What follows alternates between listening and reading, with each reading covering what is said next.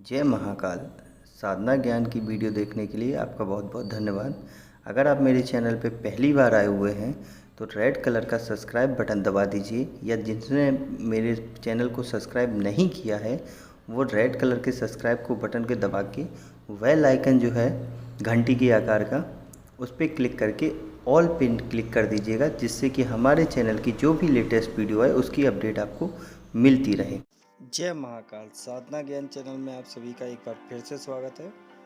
आज मैं आप लोगों को एक ऐसी यक्षिणी की जानकारी देने जा रहा हूँ जिसकी आप ऐसे समझ लीजिए कि सिर्फ आपको जानकारी दूंगा, क्योंकि इतने खतरनाक अनुभव आप लोग नहीं कर पाएंगे, क्योंकि इसकी साधना ही थोड़ी टिपिकल है और अनुभव भी खतरनाक है। इसलिए आपको ये विधि विधान की जानकारी नहीं दी जाएगी, लेकिन इस यक्षिणी के बारे में ज़रूर आपको जानकारी दी जाएगी, जिससे कि आप लोग कहीं भी फंसे नहीं।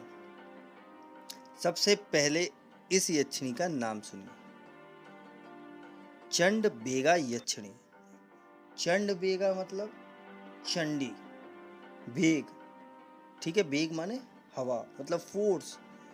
तो ऐसी यक्षिणी जिसका हवा जितना, जिसका फोर्स इतना तेज हो, या जिसकी ताकत इतनी तेज हो एकदम कि वो किसी भी चीज को सेकंडों में उड़ा दे, पलक झपकते, उसे बोलते हैं चंड बेगा यक्षिणी।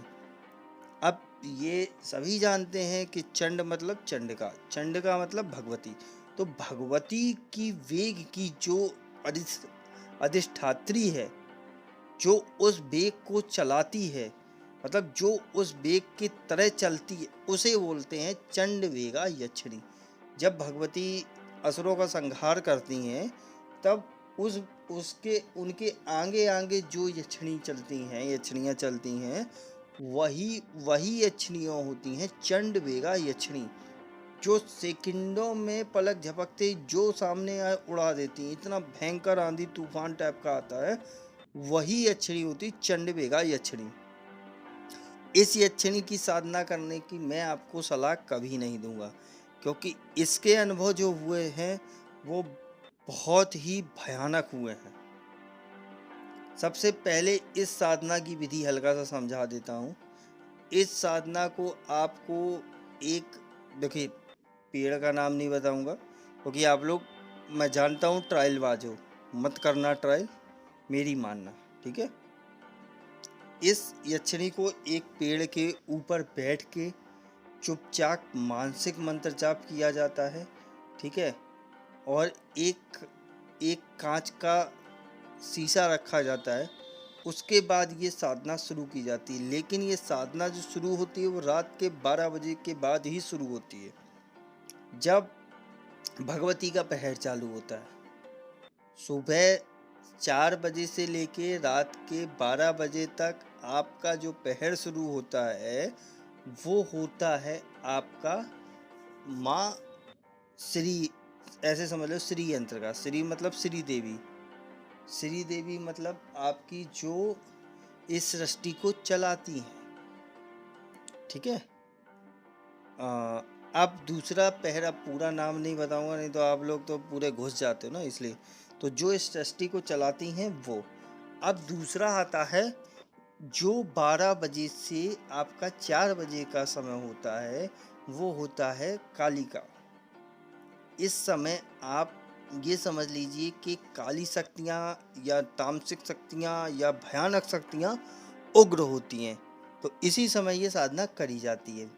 इसमें आपको एक विशेष पेड़ के ऊपर बैठ के आसन बिछा के मौन मानसिक जाप करना होता है, और एक शीशे को सामने रख के साधना करी जाती है।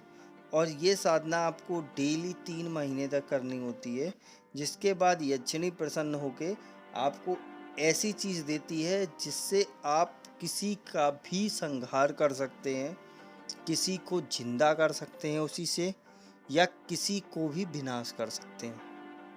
लेकिन मैं सलाह क्यों नहीं दे रहा हूँ, क्योंकि मैं आपको साधनाएं जो देता हूँ प्रत्यक्ष और प्रमाणित देता हूँ।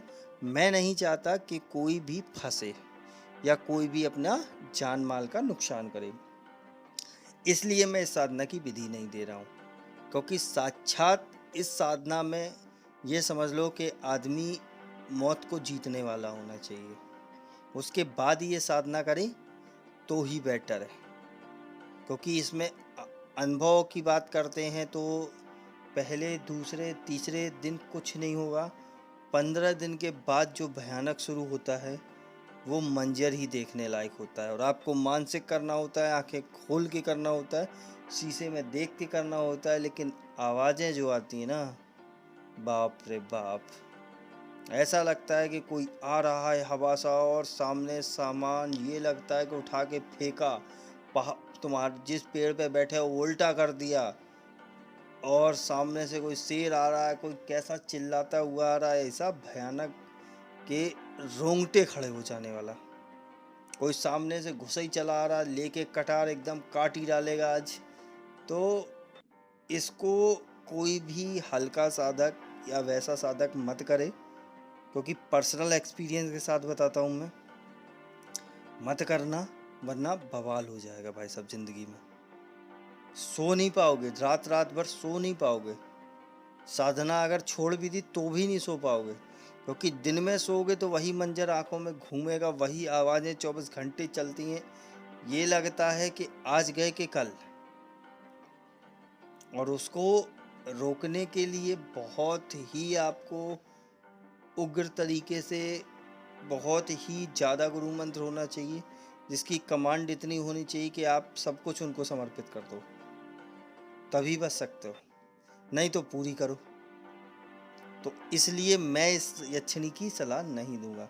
मेरा काम है बताना। मैं बता इसीलिए देता हूँ कि कोई भी कभी भी कोई भी उठ के यूट्यूब पे चला आए और आपको बताने लगे, आप बोले हाँ हाँ हाँ ये यक्षिणी तो ऐसे करती है कि मरने को जिंदा कर देती है, जिंदा को मार देती है, या किसी का तबाह कर देती है, तो मैं ये करूँगा, मत कर लेना।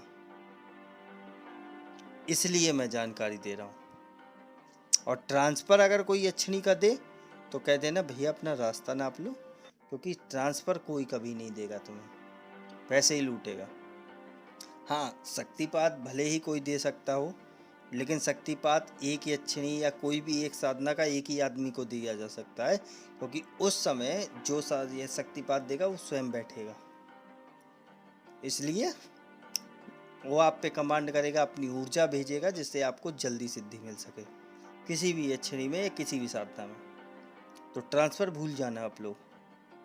हाँ, बस ये है, यक्षिणी की सीरीज इसीलिए लेके आया हूँ जिससे आप लोगों को पूरी जानकारी होती रहे। अब अगर वीडियो समझ में आ रही हो, लग रही हो, तो कमेंट में बता सकते हो। अब मेरे को इजाज़त दो, आगे फिर नेक्स्ट वीडियो में कोई नेक्स्ट यक्षिणी। तब तक के लिए जय महाकाल, जय माँ भवानी। अगर आपको हमारी दी गई जानकारी पसंद आई हो या वीडियो आपको अच्छी लगी हो तो लाइक के बटन पर क्लिक करिएगा। अगर आपको पसंद नहीं आई है तो डिसलाइक के बटन को क्लिक करिएगा। और अगर आपकी कोई राय है तो कमेंट बॉक्स में बताइएगा। अगर आपको वीडियो किसी और को शेयर करनी हो तो शेयर बटन पर क्लिक करके किसी भी फंक्शन से आप दूसरे को भेज सकते हैं। अगर आपको हमसे किसी भी तरह की और जानकारी चाहिए तो डिस्क्रिप्शन में जो हमारा नंबर पड़ा है व्हाट्सएप पे, वहाँ पे मैसेज करेंगे तो वहाँ पे आपको टेलीग्राम ग्रुप के लिंक आ जाएंगे जो डिस्क्रिप्शन में पड़े हैं, अगर वो आपसे ओपन नहीं हो रहे हैं तो।